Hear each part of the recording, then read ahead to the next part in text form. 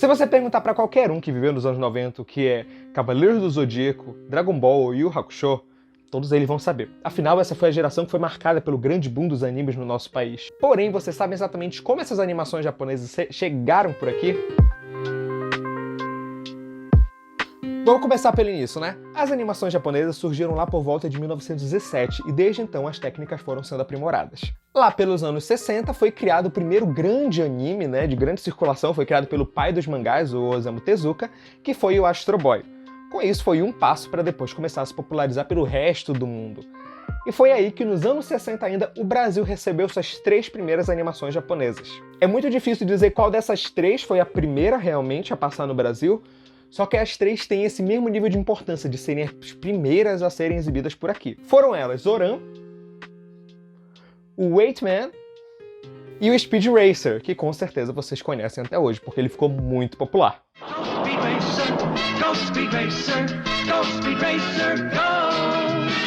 Porém, ainda nos anos 60, tivemos a ditadura militar. Nela, houve uma censura porque vários animes quebravam os costumes e a moral e os bons costumes brasileiros e tal, coisa de leso aí, militar. Pra vocês terem noção, uma das coisas que foi cancelada não era um anime, era um tokusatsu, o National Kid, mas simplesmente porque ele voava.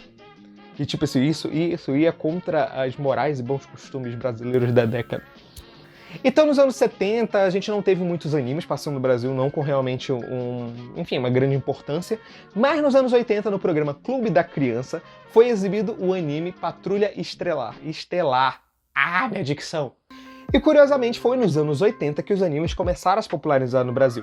Como? Além do Patrulha Estelar, a gente teve o início da publicação do mangá Lobo Solitário, que foi o primeiro mangá oficialmente publicado no Brasil. Além do mais, a gente teve a exibição de um filme de anime no circuito comercial, que é uma grande obra que todo mundo deve conhecer, que é o Akira.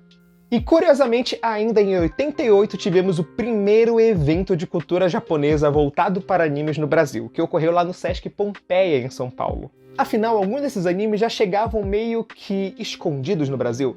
Lá na Liberdade tinham muitas locadoras de pessoas que iam pro Japão, gravavam em fitas VHS e traziam esses animes pra cá. Não só animes, se a gente contar aí, a cultura tokusatsu veio em peso também. Porque foi assim que começaram a chegar o Jaspion e o Jiraiya e os Changeman da vida. E foi quando eles chegavam aqui que foram comprados pela Rede Manchete. E aí eram exibidos lá. E assim com os animes. Até que veio os anos 90. Alguns animes já eram exibidos aí no Brasil sem tanta atenção. Por exemplo, em 92 começou a ser exibido o Doraemon, que era conhecido no Brasil como Super Gato, e é um dos animes mais longos de todos os tempos. One Piece sai daí, sabe? O Doraemon tá aí conquistando com tudo isso de episódio aí. E aí, em 1994, vem um anime que eu acho que vocês conhecem.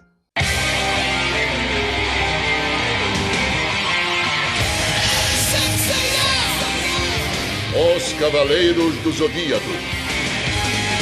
E foi aí que aqui no Brasil começou a ser exibido Saint Seiya, ou como ficou conhecido por aqui, Os Cavaleiros do Zodíaco. E tem uma história muito curiosa aí por trás, porque exatamente a Manchete não comprou os direitos. Eles estavam com uma baixa, né, na sua programação, então eles fizeram um acordo para que eles pudessem passar o anime de graça e ceder seu espaço publicitário para a venda de bonecos dos Cavaleiros.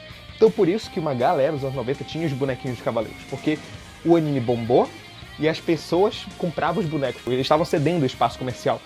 E nem eles, eu acho que estavam imaginando realmente o boom que isso ia dar. Vendo o sucesso que estava acontecendo, a Manchete correu logo para aí comprar os direitos dos Cavaleiros e eles conseguiram importar do Japão. E aí vem uma grande curiosidade. Muitos dos animes que eu vou citar agora, principalmente na década de 90, o Brasil conseguiu importar diretamente do Japão. E você me pergunta, tá, e daí? O que isso tem de grandioso?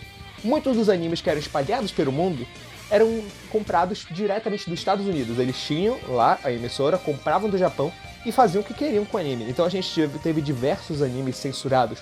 O próprio Cavaleiros foi completamente censurado nos Estados Unidos, sendo cortado mais da metade dos episódios e muitas cenas de sangue 100% censuradas, enquanto aqui no Brasil a gente passava 100% livre, do jeito que a gente queria. Na verdade, a primeira exibição do Cavaleiros no Brasil foi vindo da Itália e teve essa abertura. Guardiões do universo, onde vencer o mal. Depois, quando já veio diretamente do Japão, a gente contratou os cantores mirins para fazer essa abertura. Chega o dragão e os guerreiros, Cavaleiros E só foi depois que chamaram o Edu Falaschi, do ex-vocalista do Angra, para fazer a tradução literal da música clássica que todo mundo conhece, Pegasus Fantasy. Vendo o sucesso, a Manchete correu logo atrás de outros animes pelo menos parecidos para conseguir passar. E aí trouxeram logo Shurato, que era basicamente Cavaleiros do Zodíaco. E nessa primeira leva veio logo Sailor Moon, Super Campeões e Yu Yu Hakusho.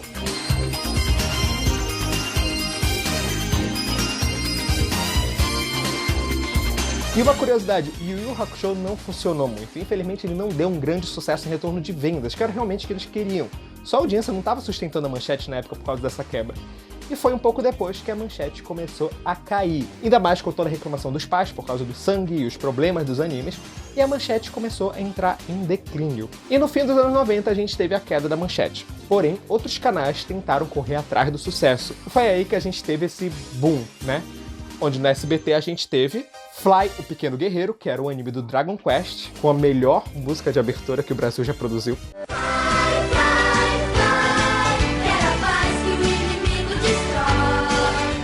Guerreiras Mágicas de Ray Earth, o anime do Street Fighter e, óbvio, o grande sucesso da SBT na época, que era o Dragon Ball clássico, ou como a gente gosta de chamar do fundo do coração, Dragon Ballzinho. Vamos desvendar as esferas do dragão. Esse é o maior mistério que já vi. Vamos decifrar as esferas do dragão. O monstro desconhecido mora ali. Enquanto isso, a Band pegava alguns dos animes que a Manchete tinha perdido e começou a passar os seus grandes animes lá, né, comprados logo direito, entre eles Buck, El Hazard e Dragon Ball Z. Já pegando sucesso aí, então tipo, é muito engraçado a gente parar a pensar na história do Dragon Ball do Brasil, que começou na SBT, foi pra Band, depois foi pra Globo, que pegou a partir da saga do Majin Buu. Então é uma cagada, eu adoro isso. Então basicamente a Record deu uma virada e veio o segundo grande boom dos animes, com Pokémon, que fez um estouro gigante. A Globo, que não queria ficar muito atrás, começou a passar alguns animes dentro do programa da Xuxa, que logo depois que acabou, teve a TV Globinho, que passou então aí vários dos animes que a gente cresceu vendo, como por exemplo, como eu falei, a segunda fase do Dragon Ball, Yu-Gi-Oh!, que vários pais odiavam Yu-Gi-Oh! Porque achavam que era coisa do demônio, e óbvio, o grande rival de Pokémon, que é Digimon, com a aberturinha com a Angélica cantando com o chapeuzinho do Seu Madruga. E aí, a gente vai para uma outra curiosidade, que é, a gente tá falando aqui só sobre o canal de canais abertos.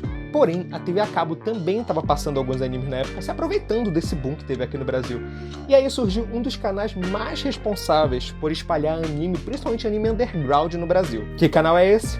Locomotion. A Cartoon já passava alguns animes soltos, o próprio Fox Kids, que depois se tornou Jetix, também tinham alguns animes soltos, porém a Locomotion começou passando desenhos antigos lá por 96, como Popeye, Gato Félix, entre outros, mas aí, lá pro final dos anos 90, ele conseguiu passar Neon Genesis Evangelion.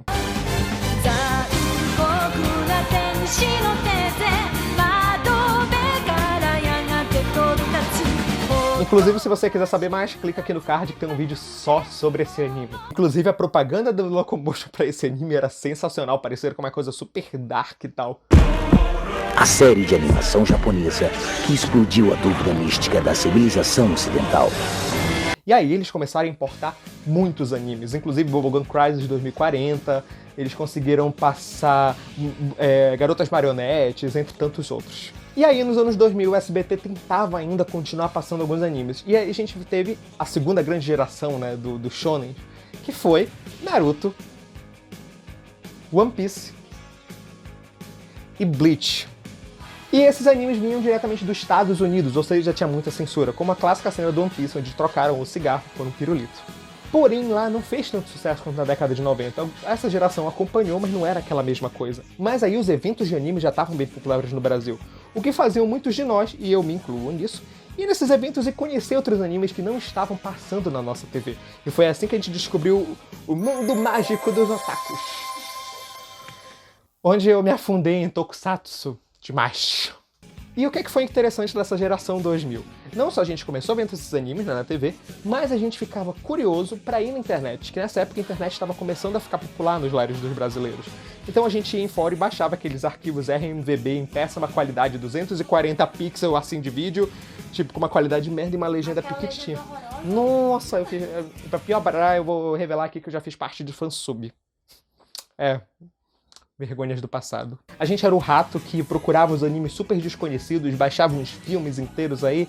Foi a geração que foi induzida a gostar de Death Note e achar que era super dark emo, assim, com franja e tal. E aí chegamos mais ou menos onde estamos. Lá por volta do início dos anos 2010, começaram a se popular os sistemas de streaming, como a Netflix, que começou a trazer alguns animes pra cá.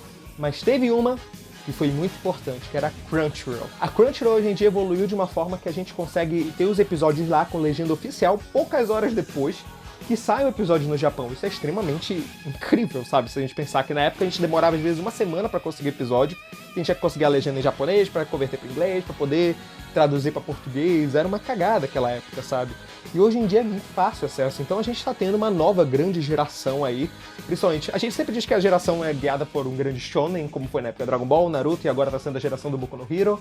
Então se a gente parar pra pensar que os primeiros animes do Brasil foram censurados pela ditadura, depois chegavam e a gente tinha que correr atrás de revista pra saber sobre eles. E hoje em dia, tipo, qualquer um com seu próprio celular consegue sentar e assistir um episódio de anime e descobrir animes novos de uma forma fácil, com os algoritmos recomendados.